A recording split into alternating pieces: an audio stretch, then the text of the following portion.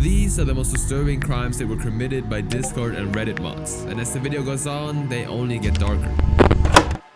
In 2011, Reddit was home to several subreddits that openly shared and discussed content that could be described as disturbing and even outright evil. And among the most notorious was r/beating women. The subreddit was created in 2011 by a user named David_Berkowitz. But this was not his real name, but the name of an American serial killer who tortured and killed 6 people in the 70s. The caption of the subreddit was, "Because F them C-word." The name alone captured its purpose. It was a space where users posted photos and videos of injured and battered women. And they didn't do this to raise awareness about violence against women, they celebrated it. And the Reddit moderators actively enforced this focus, ensuring that the content being shared explicitly depicted women being harmed, so that the members could take pleasure in viewing it. And before long, this subreddit had regular posters who searched for videos of women getting beaten and enjoyed sharing them. And just a glimpse of the surviving snapshot of the subreddit showed that it wasn't just about beating women, but also included racism and inappropriate obsessions. But it would really gain attention when a user named Elvin tried to get the general public's attention as to how horrific the subreddit was. Elvin was talking about a post that featured a woman being severely beaten by a man, and this video was posted by a notorious Reddit troll called Violent Acres, who I'll talk about later in this video. The post by Elvin was titled, "These are real women, these are real crimes, made to stop, Reddit." And this was made during the phase of Reddit where Redditors were bent on encouraging free speech. So naturally, this post by Elvin calling out r/beating women would have been expected to be criticized by many, who thought that he was curbing the right to free speech of other members. But surprisingly, the reaction was quite positive. Even Violent Acres understood that it was different. "I was not surprised by the outrage of the people who made the post, because I see it all the time. What was surprising was the community support. Most posts that complain about these things never do very well, and are quickly buried or deleted. I think it's interesting how many people defend my right to act the way I do, while decrying my posts themselves." Even after that, the subreddit couldn't be banned, because it was not strictly against the rules of the platform, so it continued being active. But despite the leniency of Reddit, the subreddit would still be banned eventually, all because of one moderator who revealed a user's personal information by posting it online. While Reddit supported a wide range of free speech, it was this act that crossed the line, since doxing people was strictly against its core rules. So Reddit not only banned the subreddit, but also its moderators. But even later on, it was revealed that this wasn't the first time the moderators were doing something like this. An administrator who banned the subreddit, who went by the name Cupcake1713, wrote, "After we banned those individual moderators for their actions, you idiots added them back on new accounts to keep moderating your subreddit. Angel said, Your mod list is full of people who have been banned and banned and banned again, and you can't be trusted to keep things on the up and up. This is why your subreddit is banned." But as if already prepared for this ban, the founder David_Berkowitz went on to create r/beating women 2 and r/beating women 3 in no time. But these wouldn't be able to reach the popularity of their original subreddit, and they would also get banned immediately after their creation. But moderators doing what they want isn't just limited to Reddit. This next case will show that Discord moderators could be just as disturbing. All of this started from one mod posting their art, and they didn't get the self-gratification that they wanted, and because of that, everybody has to suffer. Helldivers is a popular shooting game that was created by a company called Arrowhead. In the game, you're part of a troop of soldiers whose duty it is to protect your planet against invading aliens. And since it was very successful, gamers enthusiastic about Helldivers began cultivating a dedicated online community on platforms such as Discord. But in some instances, this community that was supposed to be friendly and wholesome morphed into something very disturbing.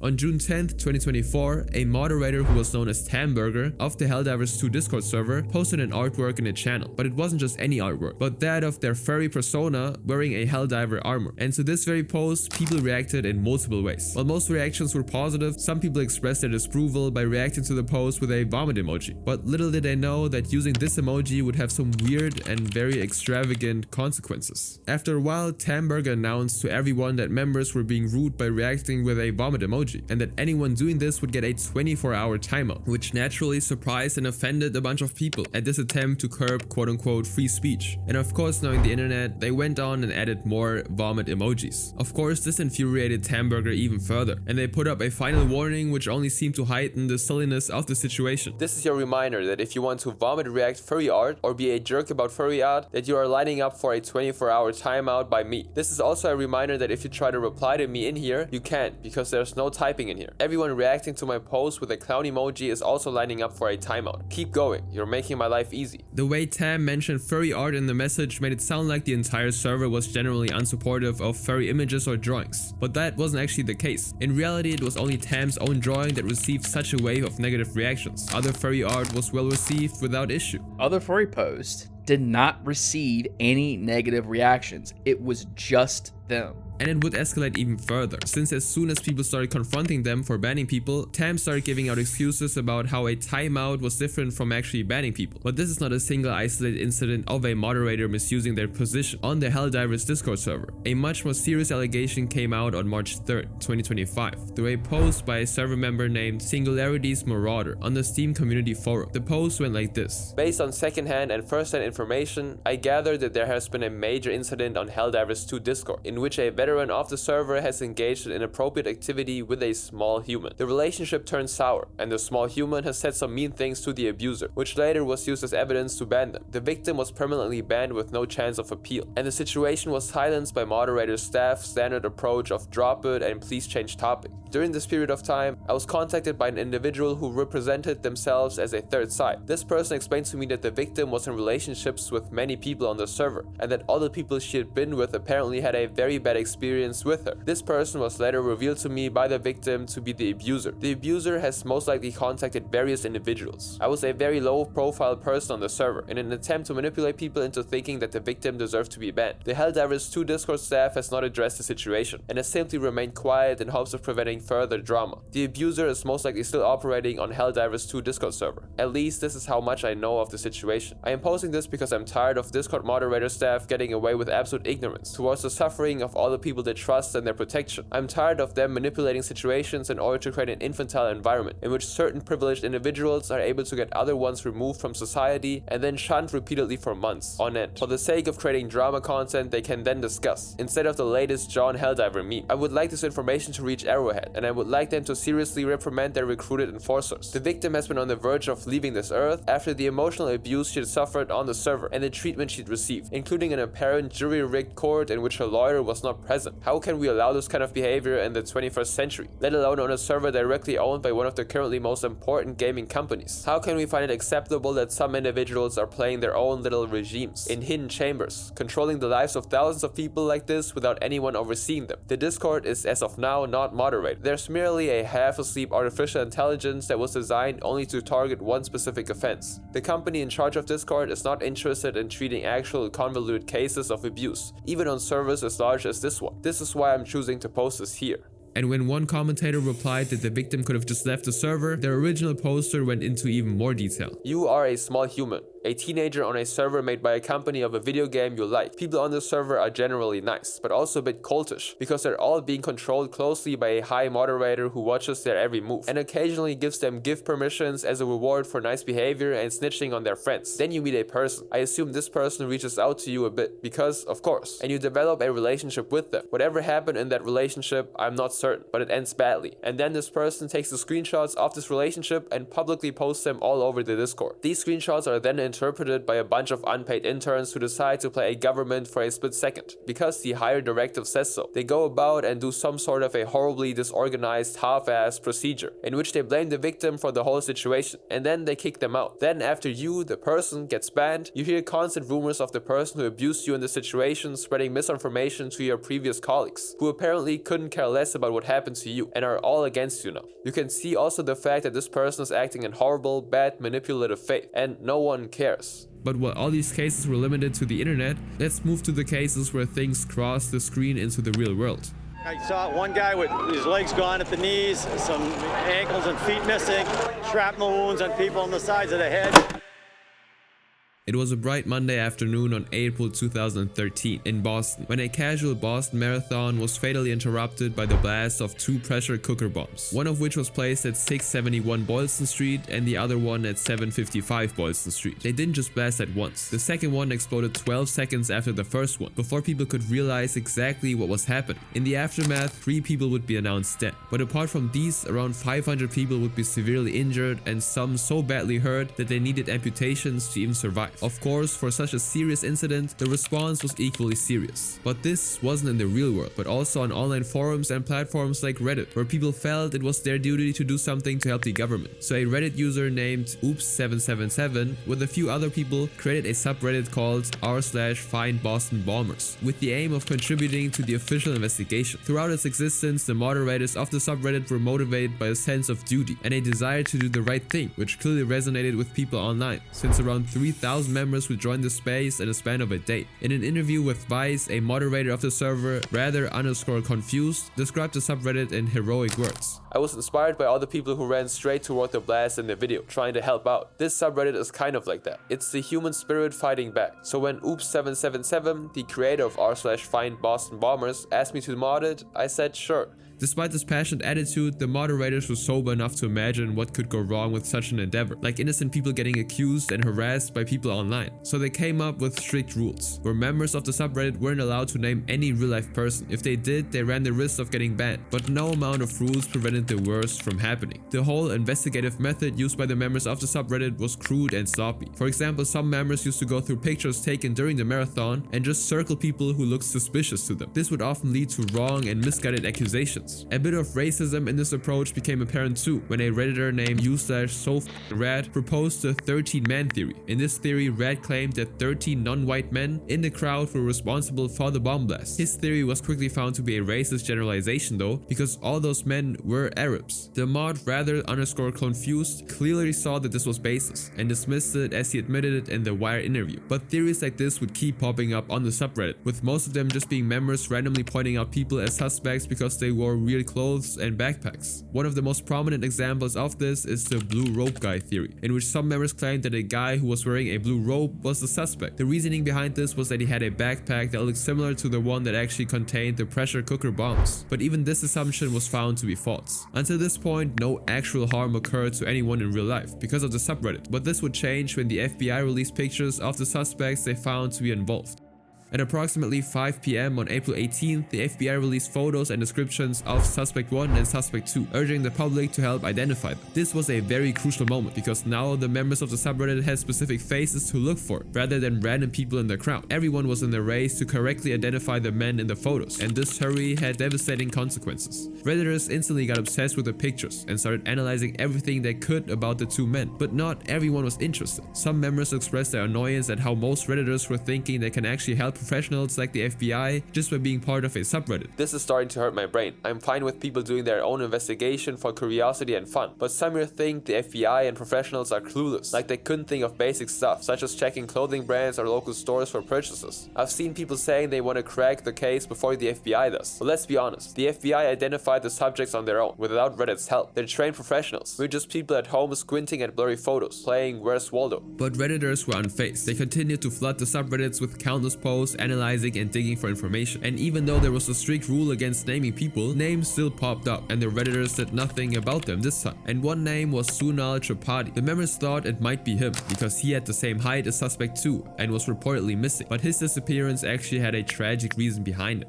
Sunal was a normal guy going to college who lived in Boston with his family. He was studying philosophy at Brown University and also played saxophone, but his academic performance would soon be hindered by depression. It became so severe that he had to take a break from his studies to recover, and this is when he disappeared. On March 16th, a month before the bombings, a CCTV camera captured him crossing the road at 1 AM and disappearing into the darkness. As soon as his family found out about his disappearance, they notified the police because they knew he was suffering from depression. They even posted on Facebook and YouTube, urging people to help them find him. Almost a month would pass before they actually heard someone typing his name under their Facebook posts, but it wasn't what they expected. Watching our Facebook page that we've been helping coordinate our search just get plastered with these baseless allegations. After the bombing, a Twitter user named Greg Hugh tweeted out that one of the suspects, Suspect 2, looked eerily similar to a schoolmate who was none other than Sunal. Then his name got passed around before eventually landing on Reddit. And after digging a bit more and knowing that he'd been missing for more than a month, people on the subreddit started believing their own theories without any doubts. This theory was only disproved when the actual terrorists behind the attack were revealed to be two brothers, Tamerlan and Tohar Snyer from Dagestan. But the damage was already done. Even before the true terrorists were revealed, people reacted wildly to the claim that Sunal was the suspect and started flooding the Facebook page dedicated to him with hateful comments. And the Tripathi family received loads of calls from mean strangers who hurled racist slurs at them. Between 3 and 6 AM, we as a family received literally hundreds of phone calls. And while the family was already struggling with the disappearance, this was just another tragedy on top of it. But it didn't end there either, as on April 28th, Sunal's body was found floating in the Providence River, and a forensic dental examination examination confirmed that it was really him. This news shook everyone who was convinced Sunil was the real suspect, and as they traced the source of this claim, r/findbostonbombers was the subreddit they stumbled upon. Even Reddit manager Eric Martin acknowledged and apologized for the role of Reddit in mistakenly blaming a student for a crime he didn't commit, and even the moderators of the subreddit would apologize. I'd like to extend the deepest apologies to the family of Sunil Tripathi for any part we may have had in relaying what has turned out to be a faulty information. We cannot begin to know what you're going through, and for that we are truly sorry. Several users, Twitter users, and other sources had heard him identified as a suspect and believed it to be confirmed. We were mistaken. The events show exactly why there are no personal information until confirmation rule is in place. Out for the respect for Sunil and his family, I ask that users here please remove any and all links about him. Thank you. And soon enough, r/findbostonbombers would be banned, and it would be a lesson for everybody involved. But while this was just a mistake due to negligence, the next one goes far beyond that. Girl found dead in the trunk of singer David's Tesla.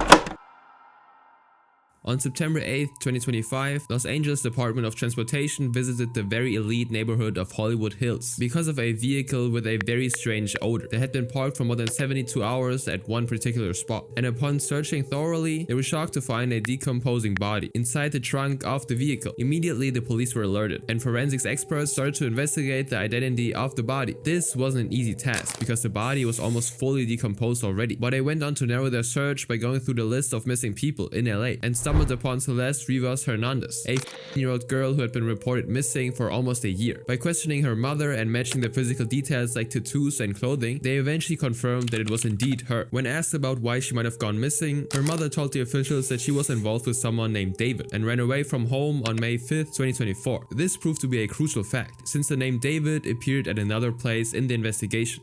The Tesla in which Celeste's body was found was registered in some David's name, and turns out this David wasn't just a random person, but a viral superstar. It was none other than David Anthony Burke, or David, who went viral in 2022 for his song Romantic Homicide. At first, this seemed like a weird coincidence, but soon online fans of David started to pick up some distressing details. You see, when Celeste disappeared, a missing person notice was issued for her, and in that notice it was mentioned that she was wearing Hello Kitty sandals at the time of her disappearance. This fact became very important because people found out that just 2 months before her disappearance, David posted a TikTok in which the caption read, "When your car declines at therapy and they bring in that one Hello Kitty girl you met in 2021. But this wasn't even the end of him referencing Hello Kitty. From that time on, he would continue to appear in Hello Kitty merchandise and would post about it on his socials. Adding to this was the lyrics in his most viral hit Romantic Homicide, which mentioned someone being unalived in the back of his car. Another fact was how one of his leaked songs was titled Celeste, and for some people this was already enough evidence to start believing that it was really David who unalived Celeste. But this isn't where the story ends either, as David continued to behave even more suspiciously.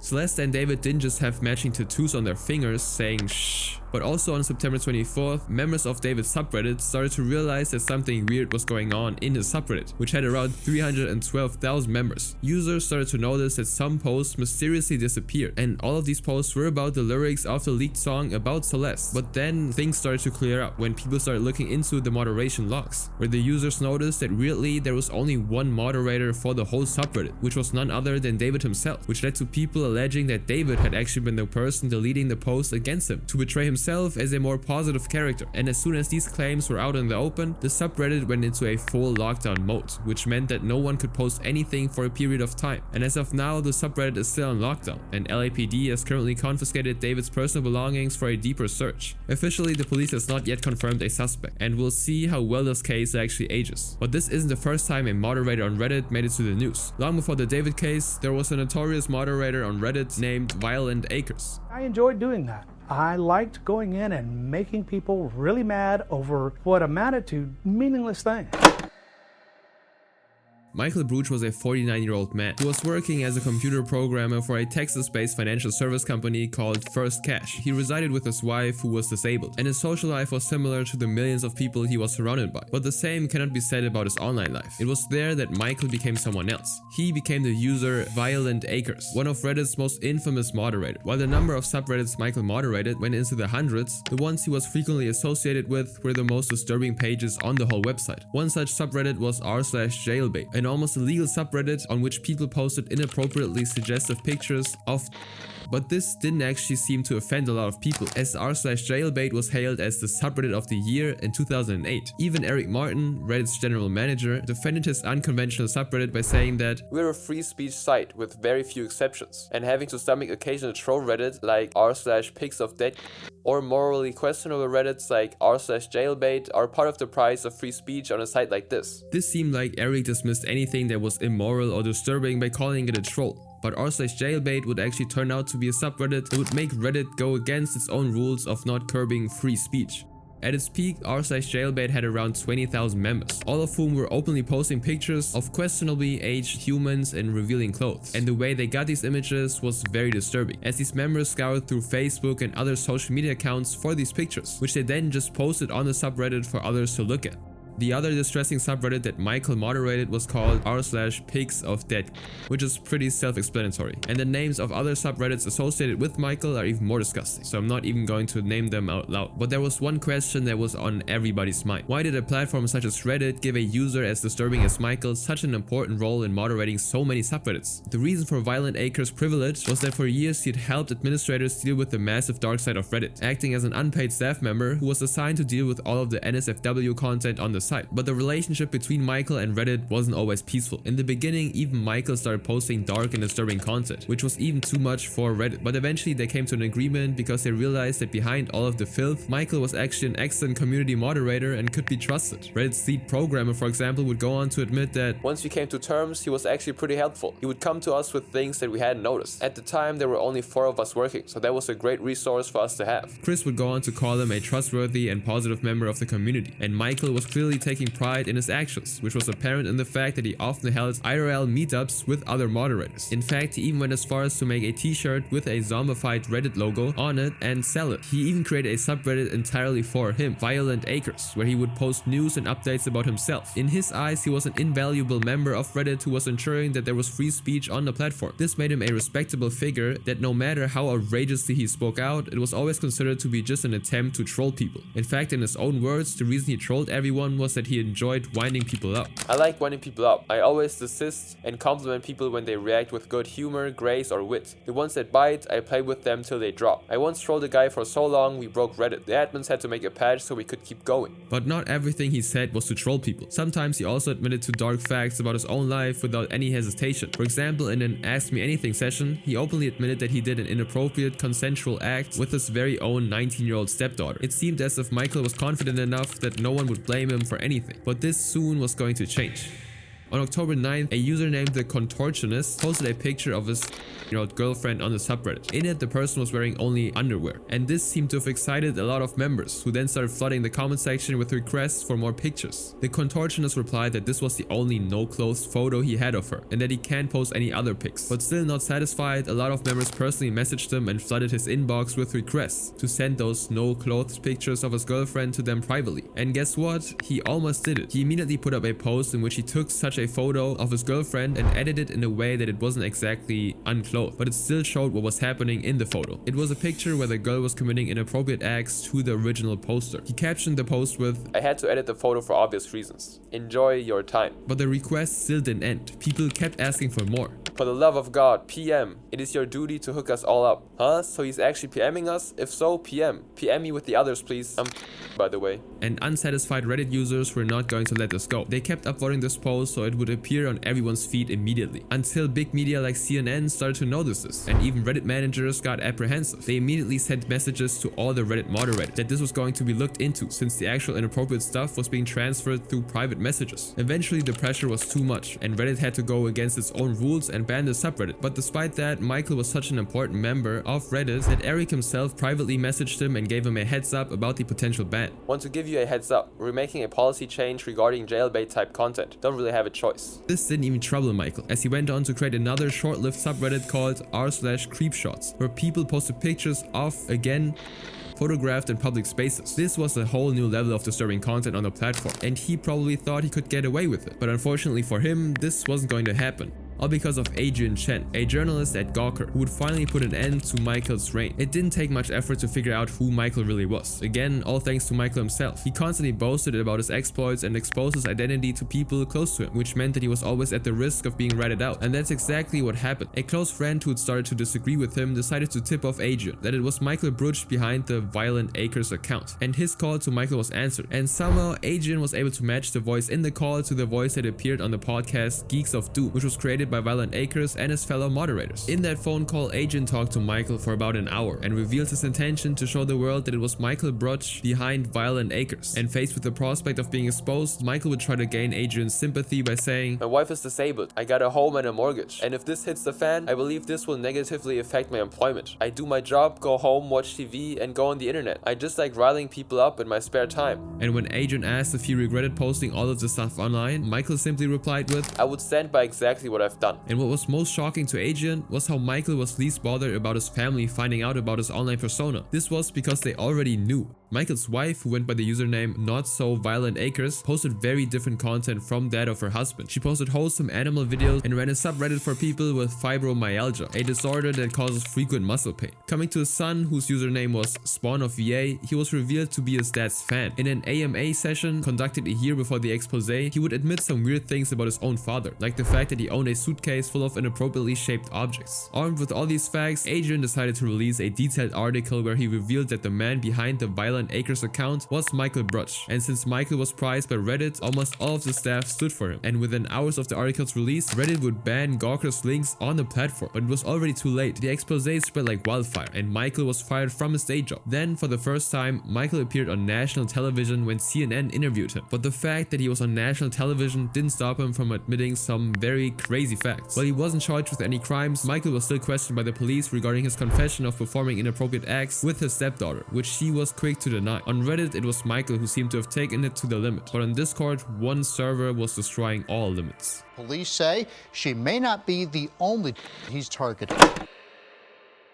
Despite Discord's countless policies and rules, it was always a haven for people looking to exploit younger people emotionally and physically. But while all these cases were limited to 1 or 2 individuals, one particular case revealed a whole network operating in the dark corners of the platform. It all started with Rohan Sandeep Rain, who, because he was the son of a wealthy Indian CEO, was able to afford business education in France. And he was doing very good academically when COVID struck, and the isolation left him bored and constantly in front of his computer. And this is when he got a very disturbing idea. The idea was to create a Discord server where he would plan to share his worst ideas with other people like him. At best, Cult could be defined as a nihilistic online organization where people who held wild and disturbing beliefs met on the server to discuss them. For Rohan, the community was a place where he came to proclaim his hate for certain groups such as Jews or Muslims. But Rohan wasn't operating alone. He was assisted by other moderators, most notably Caleb Christopher Merritt, also known as the Chariot, Clint Jordan Lapoka, Nahoy Kaika Borch, also known as Whoops, and John Thomas Walker, aka Wrath, who all helped manage the server and also served his purpose of expanding it to something more dangerous, which was a server that had obscene material of young people in it. And I mean very, very young people. And this is where things take an even darker turn.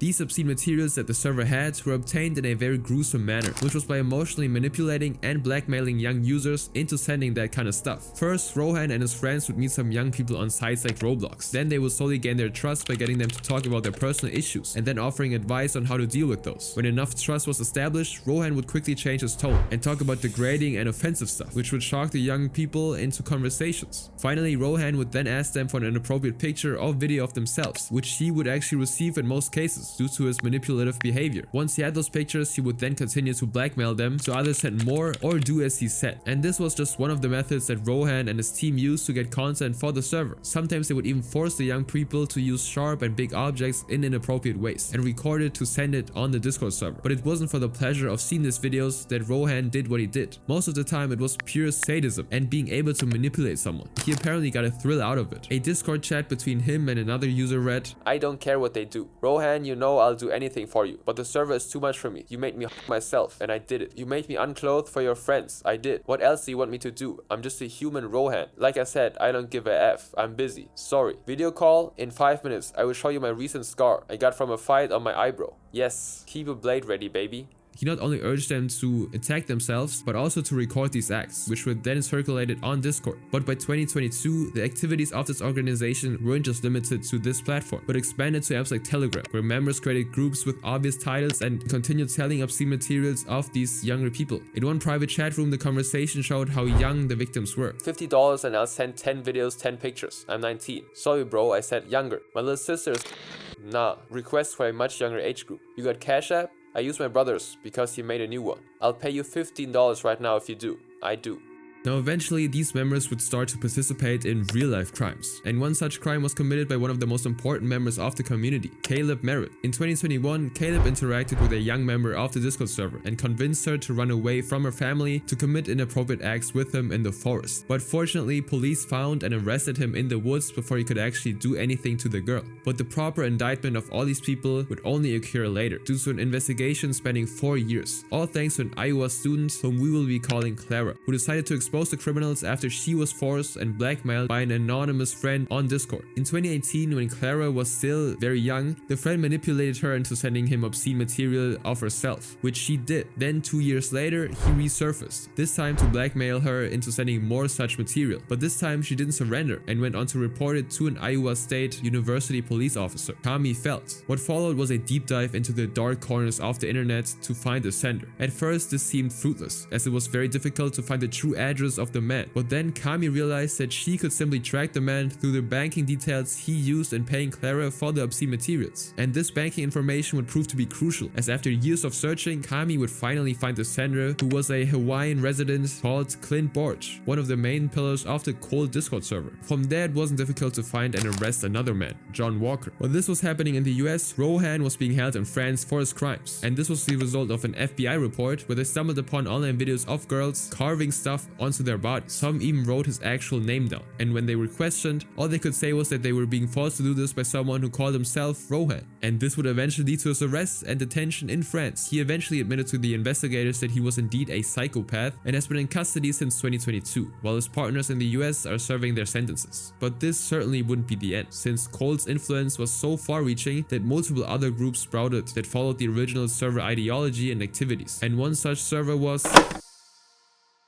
At the young age of Bradley Chance Cadenhead already had a long history of psychological breakdowns and disruptive behavior. Ever since he was a kid, Bradley was heavily bullied in school, which led him to isolate himself in his room many times, where he would start to watch gruesome and disturbing videos of people being killed and tortured. Now, watching these videos would desensitize his mind to a lot of violent things, and it would eventually urge him to express this twisted mind of his. Like this one time where he drew pictures of school attacks on the school computer, which were then found by the assistant principal of his school. The assistant principal immediately notified the police, which led to Bradley dropping out of school entirely. Another time he would injure his own mother and drink a whole bottle of cough syrup, and no amount of counseling changed him, and he only grew more violent and isolated. And it was while he was mindlessly in front of his computer that he stumbled upon the cold Discord server, which immediately grabbed his attention, and he quickly joined it. And as he spent more time on it, behind the username Felix, he started to learn different methods to exploit and torture young people for his pleasure. And soon he would meet another user on Minecraft whose identity is unknown, to establish a new server similar to Cold. He named the server 764, which was the zip code of his hometown, Stephenville. In 764, Bradley would do what Rohan and the others did on Cold, but there would be a very significant difference. While Cold limited itself to self-attacks and inappropriate manipulation of its members, 764 would take it a step further. Bradley would actually blackmail young users into committing heinous acts, such as torturing animals and committing obscene acts with family members and pets. For example, Bradley would once manipulate a user in Oklahoma into injuring her pet hamster with a razor blade on camera. And self-attacks weren't just limited to objects like knives, but also included burning and choking. Members who were mentally unstable would be urged to commit crimes like hurting their pets while they live streamed it on the server. And the members even kept victims' information in the form of lore books, which they threatened to release to friends and family. But it wasn't only individuals they actually traumatized. Sometimes members of the server would prank call 911 about committing dangerous crimes. Other times people would post themselves committing crimes onto the Discord server straight up. But the most notable instance of a member committing a crime was on January 22nd, 2025, when 17-year-old Solomon Henderson opened fire inside the cafeteria, leading to the death of 2 students. And later he would leave this earth. When police investigated the motive behind his actions, they found out that he was part of various violent organizations online, and one of these was 764. The members of the server thought of themselves as above the law and crime, and this very attitude was very apparent in Bradley's actions, as he replied in this way when someone tried to warn him of his arrest. I've already been reported to the FBI 15 times, and they haven't done.